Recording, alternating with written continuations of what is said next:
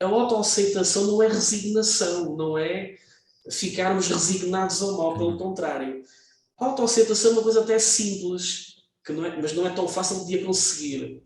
É um Sim, estado em que nós estamos pacíficos connosco próprios em termos de vulnerabilidades e de fortalezas. sim. Por exemplo, eu estou a ficar calvo, mas eu aceito que isso é uma coisa natural com a idade.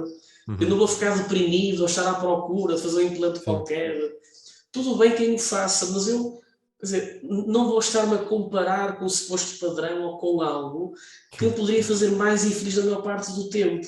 Eu posso me focar noutras coisas que também adquiri com a idade e que gosto mais do que o aspecto do cabelo. sim, sim. Portanto, eu posso pensar que todos temos aspectos que gostamos mais e gostamos menos, mas em média a avaliação deverá ser favorável ou positiva. A Sem dúvida. autoaceitação não é acharmos que somos os maiores, só temos virtudes, Sim, sim. ou só temos de ter fortalezas. Isso não existe, não há ninguém assim. Não há super-homens. Super-homens existem, portanto, em filmes.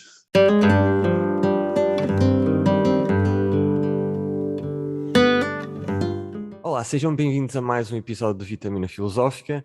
E hoje comigo tem um convidado muito especial que escreveu este livro aqui, o Como Ser Feliz. Sim, é possível. Estou a falar de Fernando Lima, que é psicólogo e psicoterapeuta. Fernando, como é que estás hoje? Olá, Fábio. Estou bem cansado, mas feliz.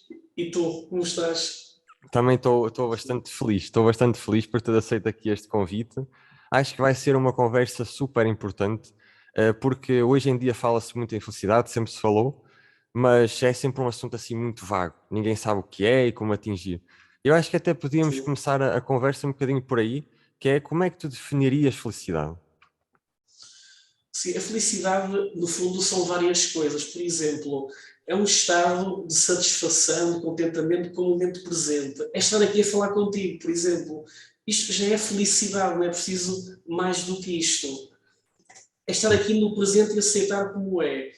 A felicidade também é algo dirigido ao passado. É, no fundo, nós termos uma avaliação subjetiva da vida como algo que valeu a pena, como algo que vale a pena. E também tem a ver um pouco com o futuro, que tem a ver com termos algum otimismo, alguma esperança que vale a pena, portanto, viver e que o futuro até vai ser bom. Portanto, que sim, vale a pena investir no presente para termos um futuro melhor. sim. Esta conjugação de passado, ok, presente, viver como é possível e futuro, dá-nos aqui um ânimo para estarmos mais ou menos felizes, ou felizes na maior parte do tempo. Não é possível estarmos felizes sempre. Sabes uma coisa muito engraçada na definição que deste, que eu acho muito importante, é que na definição que deste não existe nenhum, por assim dizer, standard do que nós temos de ter para sermos felizes. Eu sinto que muito que tem a ver mais com a perspectiva que temos sobre as coisas do que Sim. propriamente as circunstâncias, não é? Sim, é muito isso. Aliás, quanto mais estándares e padrões e exigências, mais hipóteses teremos de sermos infelizes. Sim, Eu não estou a dizer que nós vamos abdicar de procurar coisas que sejam boas para nós. Nada disso. Não é bom procurarmos o que nos faz bem, o que é importante. Mas estarmos a colocar sistematicamente uma carrada de padrões e de exigências é caminho certo para a infelicidade. Porque assim vamos adiá-la sistematicamente.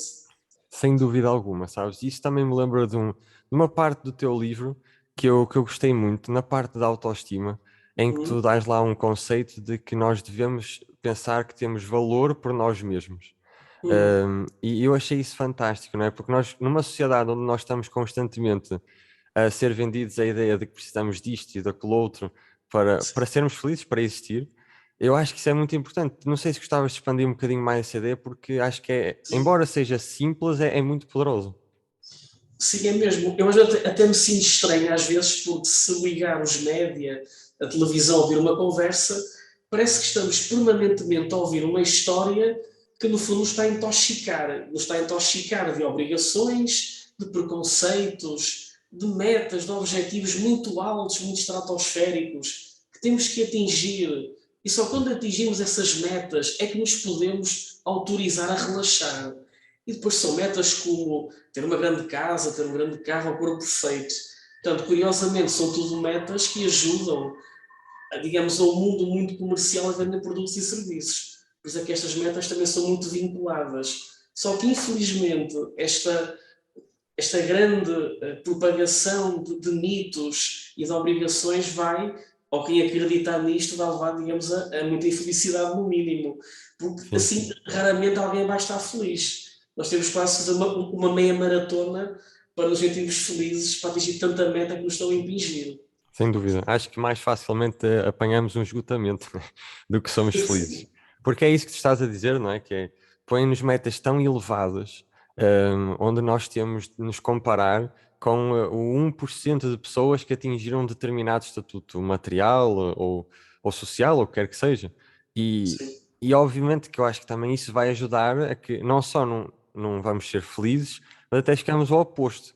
Porque às vezes temos tanto esforço para chegar lá e mesmo assim não chegamos e se calhar até pensamos, será que há alguma coisa de errado comigo, não é? Sim, aliás, e é logo uma armadilha, porque isso cria logo esta ilusão de quando eu atingir aquilo é que vou sentir feliz. Ou seja, a ciência diz exatamente o contrário. Se nós não termos prazer e satisfação no processo que é a vida, portanto, nas coisas que fazemos no dia a dia, não vai ser depois de um objetivo que de repente a felicidade aparece. Portanto, a Sem dúvida. satisfação já será a vivência do agora, portanto, com aquilo que temos agora, porque senão nunca vamos ter as condições ideais para nos autorizarmos a sentirmos bem. Então vai ser um adiar consecutivo, enfim, da satisfação do presente. Sem dúvida. E sabes que na área de desenvolvimento pessoal eu também sinto que vende-se muito essa ideia de atingirmos as grandes metas e eu acho que é muito bom termos objetivos, isso é fantástico. Sim, Mas acho que se fala pouco de conseguirmos usufruir daquilo que temos aqui e agora. Estamos sempre a olhar para o futuro, não é? sim. Aliás, ainda há dias vi um documentário que é triste, por um lado, que é como se vive no país mais pobre do mundo, que é o Ok. Burundi. E é incrível como, claro que é um país que infelizmente as pessoas são infelizes porque não têm o básico, mas eu poderia dizer que desde que nós tínhamos as necessidades básicas satisfeitas, não há grande desculpa para nos sentirmos infelizes. Sim, E necessidades básicas têm a ver com comida, bebida e abrigo, não é muito mais do que isto. sim, Claro que é ótimo nós procurarmos aquilo que nos dá prazer e temos alguns objetivos materiais, mas é que o que está acima das necessidades básicas tem a ver com a nossa atitude, com a nossa interpretação e com os nossos, enfim, maneiras de pensar ou atitudes de pensar sim. sobre nós e sobre o mundo. Isso é que vai condicionar muito a maneira como nos vamos sentir. Sem dúvida.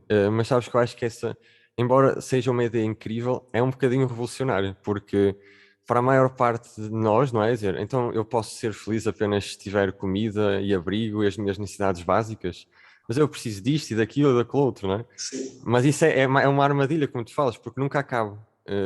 Porque depois de ter isto, já ouvi falar, não é? Pessoas muito ricas, não é? Quem tem, se calhar, imaginemos, 1 milhão de euros, sente-se inferior a quem tem 10 milhões, e quem tem 10 milhões, muito mais inferior do que 100 milhões, e nunca acaba, sempre, sempre, não é? sim, aliás, tem clientes que têm centenas de milhões de euros, Sim, portanto, então muitos deles são deprimidos até com muita ansiedade, portanto, não há aqui uma relação direta entre a quantidade de dinheiro e a exatamente. satisfação com a vida. Tem de facto a ver com uma atitude mental, com otimismo, com autoestima, que no conjunto nos permite cultivar atitudes, ações e viver momentos de felicidade que no final de contas vão dar este sentimento positivo sobre a vida. Sem dúvida. Tu no teu livro também falas uma coisa que eu achei muito interessante, que são as distorções que nos impedem de ter felicidade. Quais é que são essas distorções? Sim, é verdade. Eu neste livro optei por. Ele tem mais de 100 páginas a explicar quais são as principais, digamos, vieses ou distorções de pensamento, que no fundo são maneiras distorcidas de interpretar a realidade. Por exemplo, há pessoas que, digamos, catastrofizam tudo, quer dizer, estão sempre a pensar no pior, estão sempre a adivinhar que uma coisa vai correr sempre mal. Sim, Outras pessoas, eu tenho, por exemplo, vou dar muitos exemplos de pessoas que conheço que têm notas altíssimas da faculdade, mas acham que não são boas alunas porque não tiveram mais uma décima que queriam. Portanto, isto chama-se o filtro negativo, que sim, é focarem-se num aspecto insignificante do desempenho e esquecerem-se tudo aquilo de bom que de bom têm enquanto estudantes. exato. Portanto, este viés de focar no negativo vai fazer com que se sintam mal. Portanto, para Claro. termos uma visão mais realista ou mais moderada, precisamos de ver a realidade com várias perspectivas, ver o bom e também o pior, mas pensarmos no que é mais provável de acontecer, Sim, sim. ou em todos os aspectos que temos à nossa frente. Sim, sem dúvida. E sabes que eu acho que é muito difícil sair desse viés negativo depois de entrarmos, porque quase que Sim, se alimenta a si mesmo. E depois começa a ficar tão grande, aquela bola de neve é tão gigantesca, que sim. quase que parece que ficamos cegos às possibilidades positivas e às coisas positivas que estão à nossa volta. E eu ia te perguntar, como é que tu achas, assim, também para quem esteja a ouvir, poderia começar a fazer para quebrar um bocado esse viés negativo? Sim. Nós podemos ver o cérebro como se fosse quase um relógio e que as engrenagens estão umas nas outras Sim, entrelaçadas. Quando nós estamos com humor negativo, é como se as engrenagens estivessem a puxar-nos, a dirigir-nos para o lado pior da realidade. sim, É como se fosse uma nuvem negra que parou aqui em cima de nós e que coloca tudo cinzento. Portanto, é como se essa nuvem tirasse aqui as tons da realidade. Portanto, é não nos esquecermos que a realidade, digamos, não é bem uma coisa objetiva, sim, não é uma fotografia em alta resolução. A realidade é uma construção que estamos a fazer, portanto, é uma interpretação que fazemos sobre o mundo exterior e que essa interpretação pode ser distorcida, pode ser enviesada. sim, Portanto, eu sugiro sempre ao início de uma consulta, por exemplo, que as pessoas escrevam alguns hábitos de pensamento, como é que tendem a pensar, como é que interpretam algumas coisas, e depois de escrever, sim, sim. vamos agora analisar isto, vamos agora analisar se esta interpretação é útil, se ela é realista, como é que o seu melhor amigo veria esta situação, Sim. o que há até de útil nesta perspectiva e o que é que poderíamos pensar para que ajudasse a fazer algo mais construtivo na sua vida, por exemplo. Sim. Acho que passa muito por aí também, que é o hábito da escrita, porque ajuda-nos muito a ganhar autoconsciência. E eu acho que a autoconsciência é das coisas mais importantes para uma vida Hum, feliz, uma vida realizada, não é?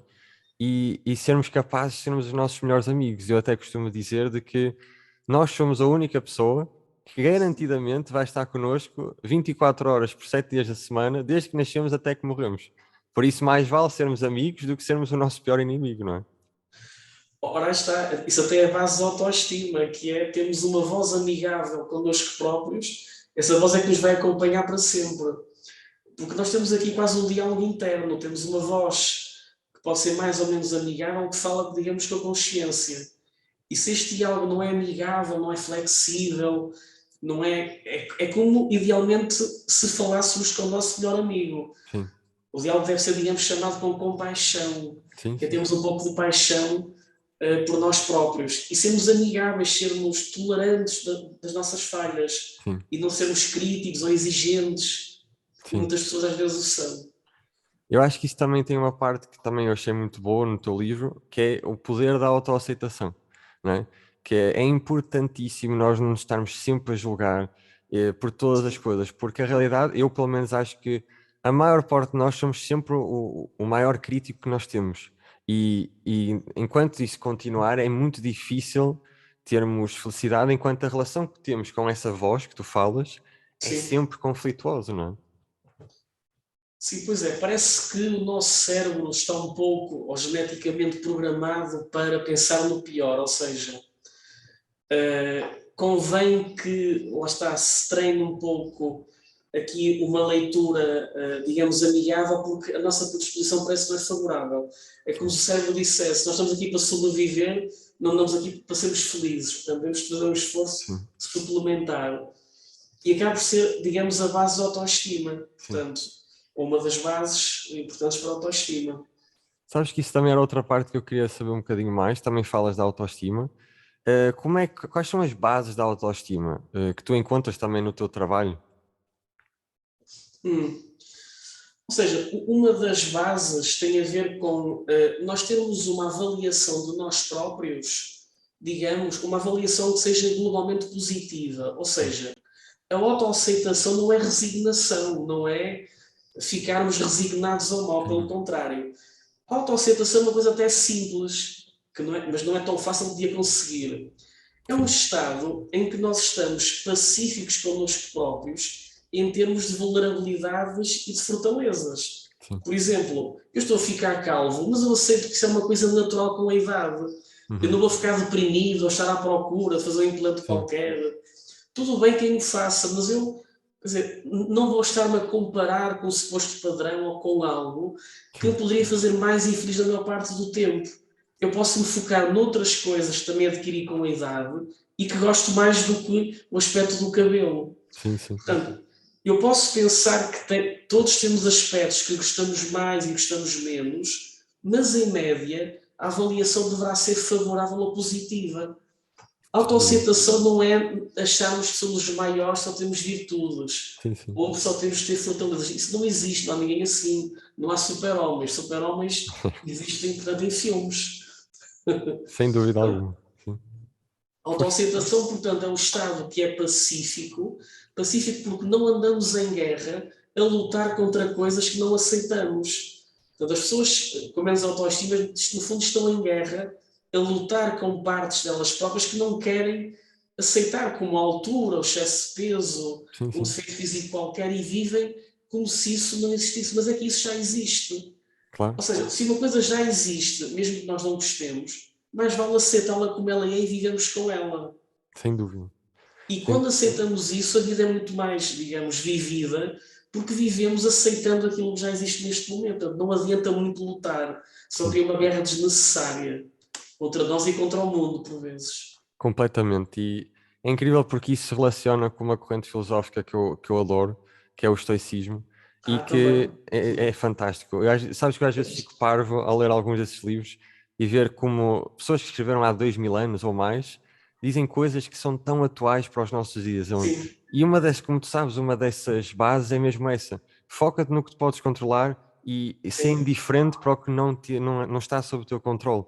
Mas é tão sim, simples, não é? Mas ao mesmo tempo é tão poderoso e a diferença que tu também fizeste de autoaceitação e resignação é sim, importantíssima, porque existe muito esta ideia quase coletiva de a autoaceitação é quase pronto, olha, coitadinho de mim, eu tenho de me aceitar assim, e não tem nada a ver com isso, até sim, porque, embora nós muitas vezes temos de aceitar como as coisas são à nossa volta, nós não temos necessariamente de ter apenas uma só perspectiva sobre isso. Nós isso, podemos escolher uma perspectiva diferente. Não temos de ter a perspectiva da vítima, do coitadinho, e podemos até utilizar esse evento exterior, qualquer que ele seja, para isso. nos dar até mais poder, não é? E pá, fantástico. Aliás, eu às vezes quando vou a uma livraria eu fico até espantado, porque ainda bem, às vezes vejo livros baseados no estoicismo e penso muitas vezes que engraçado, aqui livros com 2000 anos que são muitíssimo melhores Sim, do que livros de autoajuda feitos sem atualmente. dúvida. Acredito que a maior parte deles, Sim. sem dúvida. E como é que eles já sabiam tanto, como é que este conhecimento já existia? E se calhar nem se progrediu tanto quanto isso, curiosamente. Muita da psicologia é baseada precisamente no estoicismo. Psicologia cognitiva comportamental tem muito do Interessante. Epitech, por exemplo. É incrível. Mas vocês estudam mesmo alguns desses autores em psicologia? Não se estuda diretamente, mas eles são muitas vezes citados como as fontes originais. Isso é muito Eles interessante. estão lá, os créditos estão lá sobre esses autores, sim. E o Seneca também, Sim, sim. etc. Não, é muito interessante mesmo. Eu acho que é por isso que eu gosto tanto de estudar filosofia também, é porque nós vemos essa sabedoria que as pessoas retiraram, não é? Séneca, entre outros. Por exemplo, Epíteto, para quem estiver a ouvir não souber, ele foi escravo por 40 Sim, anos. sim, Ou seja, não é alguém que apenas se sentou e escreveu, não. sim. Ele vivia mesmo. E sabes que era uma coisa que antigamente eu sinto que se fazia muito, principalmente nessa altura da Grécia Antiga e tudo isso, era que as pessoas viviam aquilo que diziam. Sim. Quer isso fosse bom ou mau, mas viviam. E eu sinto que hoje em dia existe quase que uma dissonância muito grande cognitiva entre aquilo que nós dizemos acreditar e aquilo que nós realmente fazemos. Não sei se tu também sentes isso ao trabalhar com as várias pessoas que trabalhas. Sim, eu não sei se é no sentido de nós estamos numa cultura que nos está a programar sobre o que é socialmente desejável e às vezes isso não é coincidente com o que é a identidade individual. Por vezes nós temos, enfim, é quase aquela pressão da formatação, para sermos todos iguais. Sim, Quando ter uma identidade original digamos, é importante. Temos a nossa originalidade e a usarmos sermos aquilo que somos, sim, sem grande receio de alguma desaprovação, porque isso é inevitável. sim, sim, Ou seja, nunca há arrependimento de vivermos a nossa identidade, há arrependimento é de nos escondermos ou de nos adaptarmos a padrões sociais. sim, sem Se é dúvida. neste sentido. Fez todo sentido, fez todo sentido. E agora introduziste aí um assunto que eu também acho importante, que é a identidade. Eu acho que muitas vezes é difícil descobrirmos quem é que nós somos, quem é que realmente somos. Porque temos tantos papéis na nossa vida, não é? Como é que nós conseguimos, como é que acho que conseguimos chegar a uma, se calhar, uma identidade mais central, aquilo que nos define mais? Uhum. Sim, eu penso que há um capítulo ali, portanto, que é da psicologia positiva, e até o capítulo 8 ajudam muito nesse sentido. É verdade, porque nós temos várias vozes. A nossa mente não é, digamos, linear. Nós temos, às vezes, vozes contraditórias, vozes dissonantes. Às vezes, nesta confusão, às vezes, de ideias que temos, pode ser complicado encontrar o suposto propósito, o suposto ideal de vida, ou que é a identidade, porque a identidade também não é uma coisa totalmente linear ou formatada, isso também não existe. Hum, Existem algumas coisas que nós poderemos experimentar e que poderemos fazer que nos dão indicações sobre o que é que nos faz sentir de facto vivos, o que nos faz sentir felizes, ok, aquilo que nós sentimos que tem mesmo a ver connosco. ok. Quando nós vivemos aquele estado chamado de fluxo, onde estamos tão distraídos com alguma coisa e Uhum, tão envolvidos que notamos que o tempo passa e até nos esquecemos do tempo, é sim, sinal que há que é uma atividade ou algo que tem muito a ver connosco. É quase um alerta bom, ok, isto sim, tem sim, mesmo a ver com aquilo que eu gosto de fazer. E podem ser atividades de voluntariado, podem ser passatempos, sim, hobbies, é infinita a quantidade de coisas que podemos fazer atualmente. sim, É preciso, por um lado, experimentarmos e vivermos experiências chamadas ou ligadas aos traços positivos de caráter, por uhum, exemplo, para nós compreendermos aquilo que nos faz bem, aquilo que tem a ver com as nossas fortalezas ou forças de caráter. sem dúvida. Eh, Depois há aqui outros aspectos, como, por exemplo, conhecermos melhor os nossos valores, os nossos ideais e, enfim, termos algumas ações que nos permitam aproximar desses valores. Os valores não é algo que se atinja, é uma coisa que ao longo da vida vamos prosseguindo. Por exemplo, eu tenho amor ao conhecimento, portanto, nunca vou Sim, ter o conhecimento todo do mundo, como é lógico. claro, Mas vou gostando também de ler e de claro. aprender, naturalmente. Sem dúvida. E já agora, por exemplo, falaste do estado de fluxo, que é, hoje em dia fala-se muito disso. Tu achas que esse estado é um estado que pode ser quase que permanente ou por natureza é algo que só aparece de vez em quando? Pois, permanente era impossível, portanto, nós temos Sim, que fazer coisas, temos de arrumar a casa, sim, temos de tratar do trabalho, portanto, e já não estamos em fluxo. Estamos a fazer as chamadas tarefas de obrigação. sim, Então, os psicólogos costumam dividir as tarefas em tarefas de prazer e tarefas de obrigação, portanto, coisas que temos que fazer, ok, mas que não são de prazer, como é lógico. Portanto, o estado de fluxo tem a ver com as chamadas atividades que nos dão um prazer muito grande, uma satisfação muito grande, que nos desligam sim, das preocupações do dia a dia e que nos fazem sentir que a vida vale a pena, fazem sentir, quando nós notamos, e pá, isto foi mesmo bom, pá, fui ali tocar guitarra para quem gostava de música, ou fui àquele concerto, sim, ou fui àquele parque, ou fiz aquela viagem e senti-me muito bem quando entrei naquele museu. Portanto, estes momentos de fluxo é quando nós quase nos desligamos, é como se o tempo parasse e sim, nos sim, desligamos do correr do tempo. Claro, isto são atividades que não é possível realisticamente estarmos claro. sempre chamados no bem bom, digamos. São atividades que têm um tempo determinado e acabam. Sim, Porque também pelas atividades de obrigação é que nós percebemos também aquilo que nós gostamos de fazer. Portanto, temos de ter este contraste entre claro, prazer e obrigação. sem dúvida. E acho que faz todo sentido isso. E, por exemplo, sobre as tarefas de obrigação, achas que é possível trazer felicidade para aquilo que nós somos obrigados a fazer? Sim, se calhar não diria felicidade, mas diria fazermos as tarefas com menos pressão, com menos tensão. Ok, Lá está, não estarmos aqui num estado de luta contra as tarefas que precisamos de fazer. sim, Então, nós podemos estar a fazer um trabalho, por exemplo, em casa, a fazer algo que é chato, mas podemos ter uma música de fundo. Por faz exemplo, sentido. podemos ter um trabalho também um pouco difícil, podemos ir para um parque e aproveitar o ar livre ao mesmo tempo. Sim, Nós podemos tentar conciliar da melhor forma entre aquilo que é uma obrigação formal com outras variáveis, outros aspectos que podemos acrescentar para dar um pouco mais de prazer. sim, Às vezes a nossa atitude pode tornar uma coisa difícil uma coisa ainda muito pior. claro. Ou, por exemplo, sermos o mais rápido possível num estado de ruminação ou de, digamos, de adivinhação no futuro mau para um estado em que estamos ligados ao presente.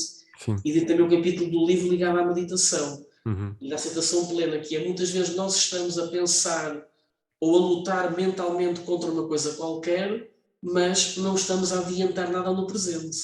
Sem dúvida. Quantas vezes isso acontece, não é? Que Sim, estamos a pensar em tantas coisas que nós temos de fazer e depois apercebemos que passou o tempo e acabamos por não fazer nada. Mas voltando um bocadinho ao que estavas a dizer, e eu achei isso importante, que é muitas vezes existe essa expectativa quase que interior, que acho que foi um bocadinho também posta, de que nós devíamos estar sempre felizes pelas coisas que nós temos, talvez o meu trabalho não seja aquilo que eu quero, mas tenho de ser feliz ou tenho de ser grato. E eu também sempre achei de que este eu tenho de é uma grande armadilha também.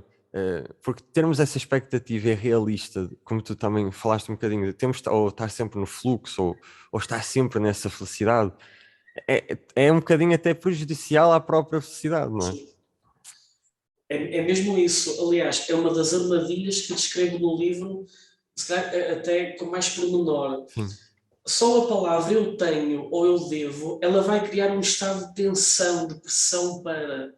Quando nós criamos um estado de pressão, é a melhor forma de não vivermos essa própria sem dúvida. situação. Aliás, no desempenho sexual, isto é muito comum, que é as pessoas muitas vezes têm ansiedade de desempenho, até no aspecto sexual, quando pensam eu tenho que ter ereção, Sim, estão imediatamente a perdê-la, porque o estado de pressão vai desligar uma vivência espontânea daquilo que seria, digamos, o prazer. sim, E com a felicidade há algo muito parecido, que é quando nós nos estamos a pressionar para um estado, nós já não estamos a viver esse estado. Estamos já mentalmente com uma sem dúvida. ideia, Sim, que é uma ideia tensa, uma ideia de exigência a dizer eu tenho isto, eu tenho que aquilo. Porque a felicidade não é uma coisa que nós vamos pressionar para ter. ora aí está.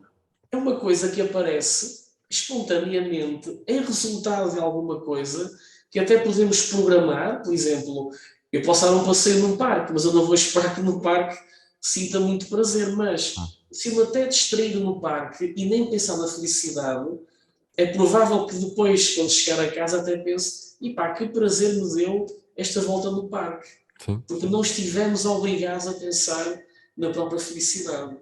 Portanto, isto é muito diferente do que, infelizmente, muitas vezes se ouve, que é, no fundo, uma pressão ou quase uma ditadura da felicidade, até o positivismo tóxico, que é uma sim. coisa muito absurda, que quase pressiona as pessoas para fingirem que estão sempre felizes. Além de realista, vai levar a mais infelicidade. É sem dúvida isso. E é engraçado como nós funcionamos, não é? Porque, logicamente, se pensássemos meramente racionalmente, até faz sentido. Mas qualquer pessoa, nesses exemplos que deste, e até outro que também todos nós já experienciamos, que é quando estamos com insónias, o único pensamento que está na nossa Sim, cabeça é eu tenho de dormir, eu tenho de sim, dormir. E não conseguimos. E só quando já nos cansamos de pensar eu tenho de dormir e esquecemos é que adormecemos. E parece que as melhores coisas na vida muitas vezes aparecem não é quando forçamos, mas é quando sim. abrimos espaço para elas acontecerem. E eu acho que isso é importante de. E foi um bocadinho isso que eu estavas a dizer, eu estava a pensar ao mesmo tempo. Sim, esse é um pouco do capítulo, será do capítulo 3, é muito Sim, importante.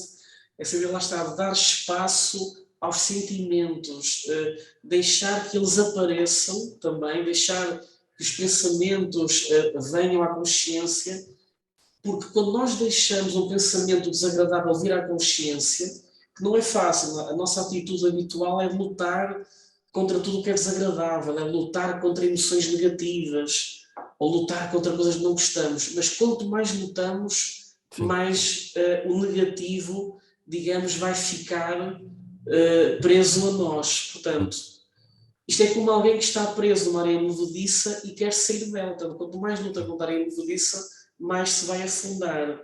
sim, Eu também tenho um capítulo sobre a aceitação plena, que é esta habilidade de deixarmos criar o tal espaço para os pensamentos negativos e, ao deixarmos este espaço, curiosamente e paradoxalmente, eles acabam por se evaporar lentamente. Quando exatamente. nós deixamos pensamento, pode vir à vontade, ir e vir, ao final de algum tempo, eles começam a evaporar-se. Sim, Que é muito ao contrário daquilo que ouvimos falar, que é tens que lutar, tens de sim, sim, sim. conseguir, luta contra a ansiedade. Tudo isto é errado, não funciona. É um bocadinho a cultura que temos no momento, não é? É a cultura do empreendedorismo e tem de lutar e fazer as coisas acontecerem.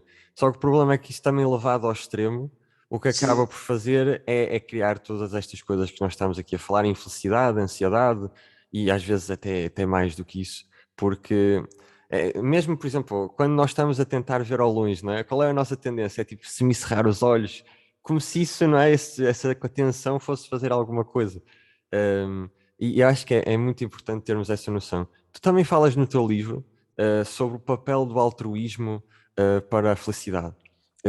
Eu acho que isto era importante falar um bocadinho mais e ia-te perguntar também para quem ainda não leu, qual é que é o hum, papel do altruísmo, na tua opinião, para a felicidade? sim, o altruísmo é importante. Aliás, nós estamos numa cultura que exalta o individualismo. Estamos numa cultura muito, muito narcisista. É a Uhum, cultura da vaidade. sim, Aliás, nunca temos uma época histórica com tanta vaidade. Há vaidade por todo lado. Não é que a vaidade também seja em si má, digamos, alguma vaidade também é positiva se se leva a alguma autoafirmação e até à assertividade. sim, Precisamos nos afirmar em certa medida. Mas eu diria aqui, a vaidade quando as pessoas estão muito autocentradas nelas próprias, quando só pensam eu e não querem saber de ninguém. Porque, infelizmente, quando as pessoas estão muito autocentradas, quando só pensam nelas próprias, é muito provável serem mais infelizes. sim, Quando nós estamos muito focados em nós, vamos começar a pensar nos nossos defeitos, em vulnerabilidades, em fraquezas, no que devemos ser por aí fora. sim, Estar autocentrado geralmente leva a um diálogo interno crítico. Crítico e sem compaixão. exatamente. Estranhamente, quando nós não estamos muito preocupados connosco, quando não nos sentimos o centro do universo, nós não estamos a exigir muito de nós nem dos outros. Sim, Nós estamos mais relaxados e até mais contentes porque não estamos a exigir, a pensar tanto em nós. sim, E melhor ainda, quando até estamos desinteressadamente a dar algo a alguém, a ajudar alguém a estar feliz, quando damos espontaneamente algo a outra pessoa, alguma associação ou até um trabalho de voluntariado, nós esquecemos de nós próprios. sim. Nós esquecemos desta vaidade, esquecemos quase deste egoísmo que não leva a emoções positivas. Isso sobre o egoísmo que estavas a falar, é uma parte muito importante. Até tu tocaste aí num ponto que eu acho super relevante, que é, disseste que a nossa cultura, a nossa sociedade hoje em dia é muito narcisista. E é mesmo. E eu acho que as pessoas, eu costumo dizer até aqui uma pequena metáfora de que existe as pessoas que têm um pequeno buraco negro e as pessoas que têm um sol. E o buraco negro é alimentado pelo esse egoísmo. Que quanto mais Sim, nós sim, cedemos bom, esse egoísmo, não é?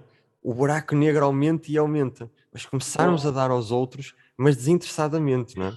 As coisas melhoram e temos mais para nós e temos mais para os outros, não é? Excelente essa metáfora engraçada. Aliás, não é por acaso, a psicologia positiva que estuda a felicidade conclui sempre a mesma coisa, que diz o seguinte: o fator mais importante da felicidade é, sem dúvida, boas conexões sociais, boas relações de amizade, Sim, boas relações com a comunidade. Portanto, é de longe o fator mais preditor da felicidade das pessoas. sim, Agora, o egoísmo faz exatamente o contrário. O egoísmo torna as pessoas desligadas e desconectadas dos outros, porque, enfim, não querendo saber dos outros, não vão ter boas relações de amizade, ou se são muito egoístas, não vão dar sim, aos outros, portanto. Ou seja, a habilidade de ter boas relações sociais, além de ser a maior fonte de satisfação da vida, implica, enfim, que não vamos ser tão narcisistas. porque quando estamos conectados em boas relações, em bons convívios, em grupos que nos fazem sentir genuínos, em que nos rimos, damos o melhor de nós, é a forma mais direta, mais fácil, até mais divertida e não custa nada, portanto, que é sim, curioso. Portanto, não depende nada de bens materiais, de grandes bens materiais para a satisfação com a vida. sim, Isto é muito diferente daquilo que infelizmente ouvimos. Já ouvimos o contrário. É foca-te em ti, tens que conseguir aquilo, tens de ter um alto desempenho, tens que conseguir o teu propósito de vida fantástico. Enfim, somos bombardeados por frases que na prática, enfim, vão aumentar muito possivelmente a infelicidade das pessoas. claro, E depois vem ter aos psicólogos quando já não suportam viver com este claro, tipo de crenças e descobrem que, enfim, estão a viver crenças tóxicas que exatamente. são muito negativas e autoviciantes. Mas isso que é literalmente a última palavra que tu usaste, eu acho que é importantíssima, porque no início sabem bem, não é? Eh, e de certa forma também têm o seu lugar, porque nós também temos de ter a nossa vida e a nossa parte, não Isso, é? Mas o problema é que quando nós só começamos a viver dessa maneira, não é? E ficamos tão autocentrados que já não vemos mais nada, torna-se, é viciante porque tem uma certa adrenalina, uma certa energia que parece positiva, mas que em última análise acaba por nos destruir. E só mesmo tirando esse foco de nós mesmos e sim, focando no que está à nossa volta, é sim. que as coisas podem melhorar. E é engraçado porque isto faz um bocadinho de relação com o que ainda estávamos a falar há um bocado, que até demos aqueles exemplos. Quanto mais, basicamente, quanto mais tentamos algo, pior as coisas ficam. É Uhum, que quanto mais o nosso eu consciente, ou o que se queira chamar, se mete no caminho, não é? uhum, Pior as coisas ficam até para a nossa felicidade, não é? sim. Pois é que se nós estamos a ser sempre racionalistas ou a pensar, porque é uma parte do cérebro mais focada no fazer, mais focada no ter, mais focada no conseguir. Isto é uma parte do cérebro que nos coloca em estado de tensão, em estado de alerta. É como se estivéssemos aqui sempre. Há até uma expressão que é chamada a passadeira rolante da felicidade. São Hum, aquelas pessoas que estão sempre no estado de luta, sempre num estado para conseguir alguma coisa e acham que têm que estar sempre a conseguir mais. E pensam, se eu não estou bem é porque ainda não tenho o suficiente. uhum, Isto mantém-nas numa passadeira que nunca mais acaba. exatamente. Quando, na realidade, já terão muitíssimo mais do que aquilo que precisam, quer dizer, em termos de questões materiais, mas não estão a usufruir no presente aquilo que até poderiam usufruir. E Sem estão aqui dúvida. num estado, portanto, é quase um ratinho dentro de uma roda gigante que nunca mais acaba. Sem E dúvida. saindo dessa roda, nós podemos começar imediatamente a viver o mundo como ele é e a tirar o proveito dele. E isto é deixar também que as emoções, um estado emocional, um estado de atenção plena com aquilo que há de bom aqui e agora, é ter esta autorização para nos deixarmos envolver Sim, com a realidade como ela está a acontecer. Isto é um estado de relaxamento, um estado de bem-estar. É sim, um estado de bem-estar subjetivo quando ficamos de repente acordados e ligados àquilo que pode haver de bom neste momento. Portanto, por sem dúvida. exemplo, é ir para a praia, para um sítio agradável e não estar com o telemóvel a pensar em coisas de trabalho. É Sim, estarmos de facto a viver aquilo que os sentidos nos dão, pode ser o som da água, uma brisa, pode ser uma paisagem bonita e estamos a viver tudo isso naquele momento e não estamos mentalmente num estado de luta. sem dúvida. E eu acho que isso também contribui muito, se calhar nestes últimos 10, 15 anos, foram as redes sociais que nos dão essa quase.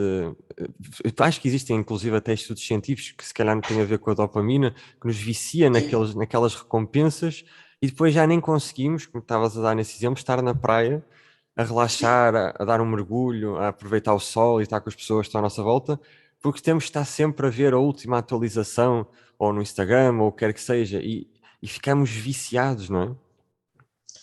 sim, as redes sociais infelizmente manipulam. Atenção, as redes sociais também são muito úteis por um Sim, lado, sim, mas sim. temos a usá-las quanto baste, quem vê. As redes sociais aproveitam-nos desta vulnerabilidade humana que é o nosso cérebro quer prazer imediato e vai ver o que é que, a quem é que nos pôs like no último segundo porque isso é alguma satisfação imediata, mas esta satisfação não é duradoura, nem é, digamos, uma variável para uma satisfação, diria, plena, uma satisfação, diria, que nos dá, ou corresponde a um valor ou um traço positivo de caráter. Portanto, a satisfação depende de fazermos ações que nós sentimos que preenchemos alguma coisa que é importante para nós. Por exemplo, se nós lermos um livro que vai muito ao encontro dos nossos interesses literários, por exemplo, ou se estivermos com um amigo do qual gostamos muito, temos muita empatia, isto vai nos dar uma memória emocional positiva muito mais interessante e relevante do que ficarmos 2 horas no Instagram a ver fotos, a colocar likes. O Instagram vai ser logo esquecido. O cérebro não quer saber disso, mas vai querer saber daquela tarde com os amigos ou daquelas horas, por exemplo, a tratar de um hobby do qual gostamos muito. Sem dúvida. Portanto, temos que perceber o que é que o nosso cérebro de facto valoriza e que é relevante e que nós sentimos como atividade que nos preenche, daquelas atividades que nos fazem perder tempo e no final nos fazem sentir sozinhos, que não é pior. Exatamente. Porque as redes sociais não nos dão uma ligação real com pessoas, dão-nos uma ilusão que estamos ligados a alguém, mas as variáveis reais de contacto físico com alguém é que nos faz sentir que temos uma conexão com alguém. Não são redes sociais propriamente. Elas podem ser boas porque ajudam a combinar coisas, na minha opinião, mas isso nada substitui uma relação verdadeira de carne e osso. Ora, aí está. E é o que tu disseste, não é? Que as redes sociais em si não têm culpa nenhuma, porque são apenas uma ferramenta. E como qualquer ferramenta, não é? Eu com uma faca eu posso barrar um pão com manteiga ou posso matar alguém, não é? Não é a faca que tem culpa. E é a mesma coisa com as redes sociais, porque tem essa parte fantástica de nos fazerem conectar, e por exemplo, hoje estamos a falar também em parte por causa disso, mas quando é utilizado para alimentar as nossas disfunções, aí é que também está o problema. Sabes que também estavas a falar disto e lembrou-me de outra corrente filosófica mais oriental que eu acho lindíssima, que é o taoísmo, e que também tem muito isso, que é a arte de deixarmos fluir e viver totalmente o momento em que estamos. E acho que se nós conseguíssemos ter mais isso, né, cultivar mais isso no nosso dia a dia, íamos não só estar menos sozinhos, estar mais ligados e mais felizes, até se calhar com menos, não é? Muito sem dúvida. Eu, por exemplo, aqui no Porto, por acaso tenho a sorte de estar aqui no centro do Porto, e tenho o hábito de ir frequentemente ali a Gaia, ali ao Jardim do Morro, e apreciar o pôr do sol. Lindíssimo. E é muito bom ver que há tanta gente, mas em especial turistas, que outra coisa curiosa, eu não vejo muitos portugueses no Jardim do Morro. Eu vejo muitos mais turistas, curiosamente, têm esta sabedoria de apreciar aquele momento e ver aquela conexão naquele grupo, que é muito grande, quando está a bom tempo, claro, de apreciar o pôr do sol, ou de ouvir alguém que está lá a cantar ou tocar guitarra, por exemplo. Isto fica na memória como algo muito bom. Sim. Ou seja, isto está aqui um pouco ao lado, e temos ao lado experiências do género que podemos usufruir. E estamos ali completamente ou muito conectados com aquela situação do pôr do sol, fica uma memória ótima. É um momento da natureza, há pessoas ao lado, pessoas que estão a usufruir, portanto fica uma memória muito positiva. E deixarmos de facto viver, que é isso tal mesmo, que é deixar que os nossos sentidos nos deem as informações e nós estejamos receptivos a isso. É ver, enfim, ver o verde da relva, é sentir o burburinho, a música, as notas, a paisagem, estarmos conectados e deixarmos que estas emoções boas passem por nós, deixarmos viver e sentir isso. E não estamos a racionalizar ou a pensar em alguma coisa que vai tirar o usufruir desse momento.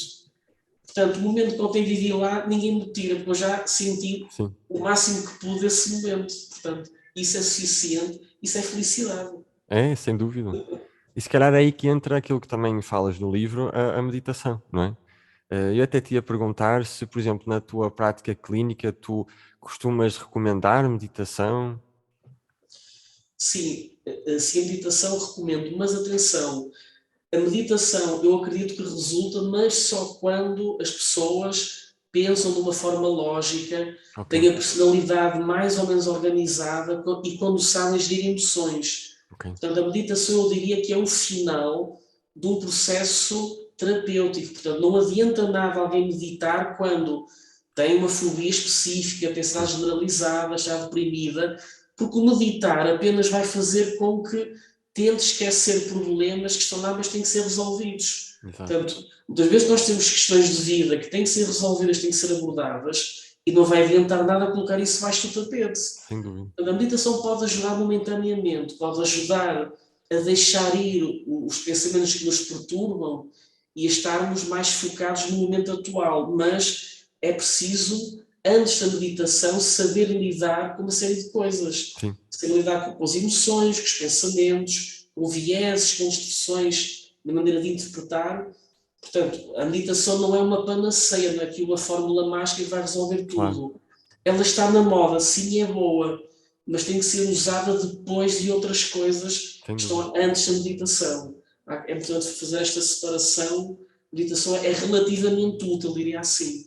Sim, Mas é uma sim. ferramenta importante, claro. Não, e é um comentário muito importante mesmo, porque há muitas vezes as pessoas utilizam a meditação exatamente como tu falaste, como uma fuga à realidade e não vai funcionar, não é? Nós temos de ter a coragem de enfrentar a realidade. Até me lembro de uma frase, honestamente, neste momento não me lembro quem disse, mas que Hum. sempre ficou na cabeça, que é: nós podemos escolher ignorar a realidade, mas não podemos escolher ignorar as consequências de ignorar a realidade, não é? Sim. E elas apanham-nos sempre e nós temos de ter a coragem de olhar para as coisas como elas são agora, mas depois pegar nisso e dizer: ok, o que é que eu posso fazer para que isto se torne algo positivo? Em vez de Isso. ignorar e dizer: ok, não está aqui nada, não é? É um exemplo de um autor americano que é o Anthony Robbins, que ele falava de temos ervas daninhas a crescer no nosso quintal Uhum. e nós dizemos: ok, não existem ervas daninhas, não existem ervas daninhas, e quando olhamos para elas já dominaram todo o nosso quintal. E não Sim. pode ser assim, nós temos de ter essa visão realista e positiva ao mesmo tempo, não é? Sim. Eu posso dar um exemplo que é, enfim, que vive muito em consultório. Por exemplo, eu tendo, desde há muitos anos, pessoas com ataques de pânico e que fazem meditação e não resolve nada. Ou seja, Pois, o pânico é basicamente o medo aprendido das sensações físicas, ao medo do coração começar a bater de repente.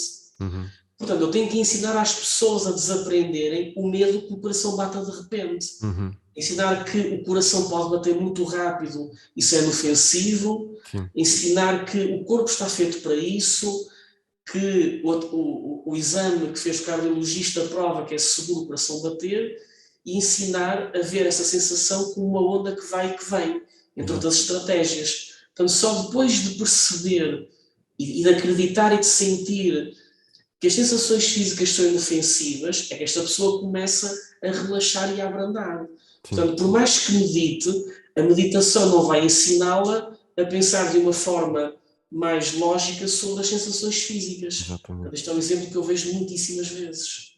sem dúvida. É importantíssimo e não se fala disto, não se fala, Sim, porque sim, é raríssimo encontrar alguém que nos diga isso, porque nós temos de entender, sim, pelo menos é um bocadinho a ideia que eu tenho, de que não existe uma ferramenta que seja um milagre que cure tudo. Nós sim. temos é de usar várias ferramentas da forma certa para as Isso, coisas funcionarem. E pronto, claro que isto é sempre uma ideia mais difícil, entre aspas, de sim, vender, sim. porque não é o comprimido mágico, não é? De, olha, tu fazes Exato. isto ou tomas isto e está feito. Não é? Tem muitas nuances e depende muito de pessoa para pessoa, não é? É isso. E da importância lá está. Hoje em dia há muitas pessoas que vendem milagres. Na saúde Sim, mental estamos cheios de milagreiros. Daí sim, eu alerto sempre, cuidado. Em caso de saúde mental, é uma área muito importante. Consultem técnicos que estejam na ordem dos psicólogos. claro, Procurem as credenciais. Cuidado com aquilo que procuram. Depois nós vemos muitas pessoas com problemas agravados desnecessariamente, porque claro, fizeram coisas que só fizeram pior ainda. sem dúvida, Portanto, este livro não há aqui nenhuma fórmula mágica, pelo contrário, mas claro, tem basicamente 8 grupos de estratégias que podem ajudar em muitas circunstâncias. claro, Até na ansiedade, o livro será útil nesse sentido, mas de facto é preciso aqui, às vezes, uma perspectiva mais técnica, um sim, psicólogo ou psiquiatra, para questões que implicam já uma ajuda mais técnica. sem dúvida. E uma coisa que eu também gostei muito do livro é que é um livro muito prático, e que está cheio de exercícios e perguntas, e eu acho isso mesmo bom, porque tira-nos da teoria apenas e começa-nos a fazer refletir a nós mesmos, ok, como é que isto se relaciona comigo? E isso é importante porque de nada serve estarmos a saber a teoria se não aplicarmos à nossa vida, não é? E isso fez toda a diferença. Fernando, infelizmente o nosso tempo já está também a terminar aqui. Eu sentia que podíamos falar mais uma hora se fosse necessário. Antes de irmos também, quero-te agradecer por teres aceito o convite.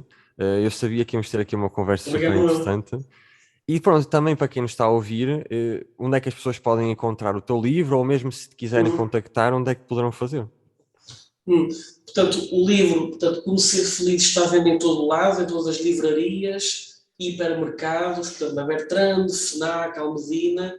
Podem encontrar nos hipermercados habituais ou então online, na UC, na Presença, portanto, que é a editora, portanto, mãe, isto é da Manuscrito, é uma chancela da Presença, Okay. portanto, podem também encontrá-lo online.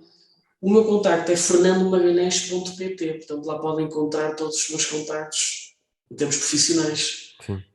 E muito obrigado eu, Fábio, portanto, pelo convite, gostei muito.